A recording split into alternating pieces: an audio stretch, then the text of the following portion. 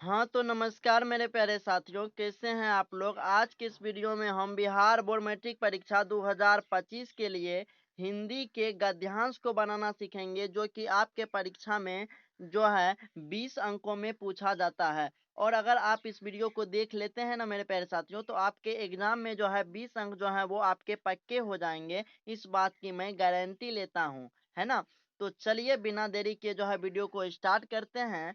तो देखिए यहाँ पर जो है सबसे पहले आपका जो गद्यांश दिया हुआ होता है मेरे प्यारे साथियों, उसे जो है आपको 1 से 2 बार पढ़ना है ना? जैसे प्रश्न आपसे पूछेगा परीक्षा में, पहला नंबर ही प्रश्न रहता है ये सब्जेक्टिव में कि निम्नलिखित गद्यांश को पढ़कर नीचे दिए गए प्रश्नों के उत्तर दें, है ना? ये एक हो गया, 2 पूछा जाता है आपसे गद्यांश परीक्षा में और जो है उसमें से एक ये हो गया और इसका एक अथवा रहता है, फिर दूसरा प्रश्न रहेगा और फिर उसका जो है एक अथवा रहता है। तो 2 प्रश्न आपसे पूछा जाता है। तो दोनों से जो है आपका 20 नंबर जो है वो आपका परीक्षा में पूछा जाता है। तो चलिए सबसे पहले आपको अच्छे से जो है गद्यांश को पढ़ लेना है। तो देखिए गद्यांश को कैसे पढ़ना है आपको अच्छा से कि मनुष्य जो है यह उत्सव प्रिय होते हैं। उत्सवों का एकमात्र उद्देश्य आनंद प्राप्ति है।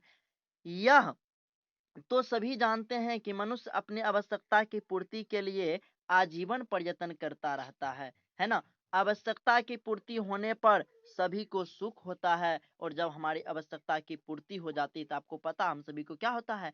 सुख होता है।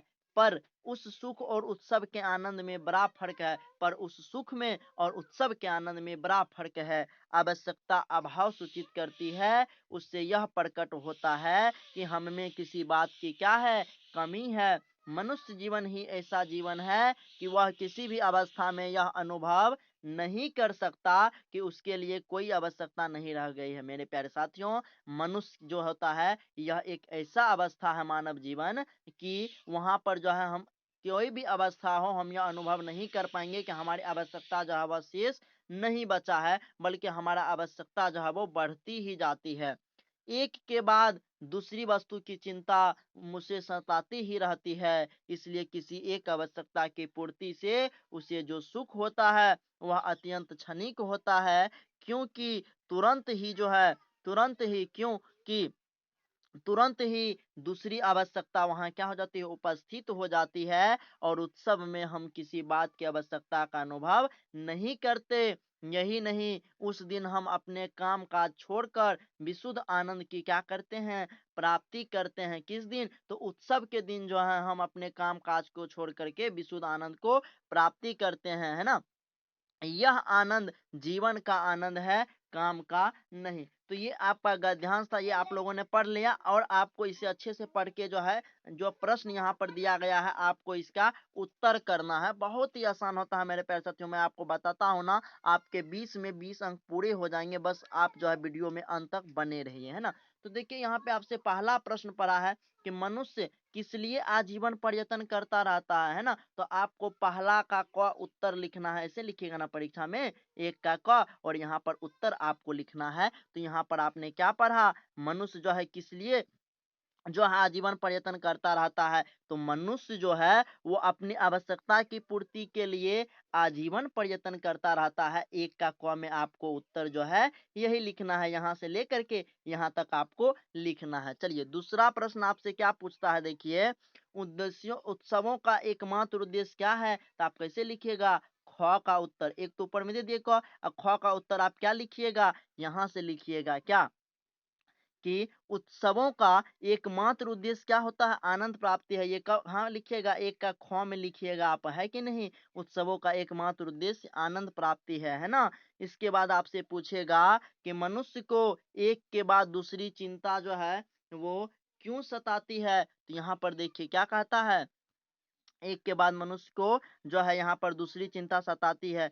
क्यों सताती है? तो यहाँ पे देखिए क्या कहता है कि मनुष्य जो है वह किसी भी अवस्था में यह अनुभव नहीं कर सकता कि उसके लिए कोई आवश्यकता नहीं रह गई, बल्कि उसे मतलब कि जो कई सारी आवश्यकता जो उसकी रहती है।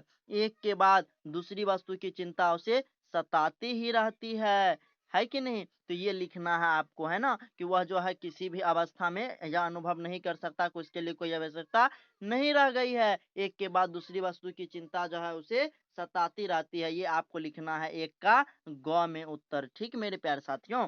आगे कहता है आपसे यहाँ पे कि आवश्यकता की पूर्ति का सुख जो है वो क्षणिक क्यों होती है। तो यहाँ पर देखिए क्या कहता है, यहाँ पे देखिए एक अगर देखिए यहाँ पे कहता है कि यहाँ पे देखिए एक के बाद दूसरी वस्तु की चिंता उसे सताती ही रहती है, इसलिए एक आवश्यकता की पूर्ति से उसे जो सुख होता है वह अत्यंत क्या होता है, क्षणिक होता है। ये लिखना है आपको, एक का घ में लिखना है मेरे प्यारे साथियों, उत्तर है ना एक का घ में। इसी प्रकार से आपका देखिए अंग है ना कि पांचवा प्रश्न पूछता आपसे कि किस दिन हम विशुद्ध आनंद प्राप्त करते हैं। तो यहाँ पर देखिए क्या कहता है, यहाँ पे देखिए कहता है कि उत्सव में हम किसी बात की आवश्यकता का अनुभव ही नहीं करते। ये आपको एक का अंगा में उत्तर लिखना है मेरे प्यारे साथियों। यही नहीं, उस दिन हम अपने काम काज छोड़कर विशुद्ध आनंद की क्या करते हैं, प्राप्ति करते हैं। तो एक का अंगा में आपको ये उत्तर लिखना है। तो मुझे आशा है कि आप जो है गद्यांश को बनाना सीख लिए होंगे। तो ये पहला प्रश्न था और इसी प्रकार से आपको दूसरा प्रश्न भी पूछता है और दूसरा का आपका जो है अथवा भी पूछता है, यानी कि टोटल आपसे 4 पूछेगा, है ना? एगो प्रश्न होगा और एगो उसका अथवा होगा और 2 गो का जवाब देना होता है आपको। और यहाँ पर एक प्रश्न होता है 10 नंबर का और दूसरा प्रश्न होता है 10 नंबर का। तो 10-10 हो जाता है आपका 20 नंबर और ये बहुत ही आसान है, हमने आपको बता दिया। आप जो है परीक्षा में आराम से लिख करके जो है 20 में 20 नंबर आप अपने परीक्षा में ला सकते हैं, है ना? तो मुझे आशा है कि आपको ये वीडियो जो है बहुत ही अच्छा लगा। वीडियो अच्छा लगा तो प्लीज़ वीडियो को लाइक कर दीजिए, अपने दोस्तों में शेयर कर दीजिए। साथ ही अगर आपने अभी तक इस चैनल को सब्सक्राइब नहीं किया है तो आप सभी इस चैनल को जल्दी से सब्सक्राइब कर लीजिए। धन्यवाद जी, मिलते हैं आपसे नेक्स्ट वीडियो में, तब तक के लिए बाय।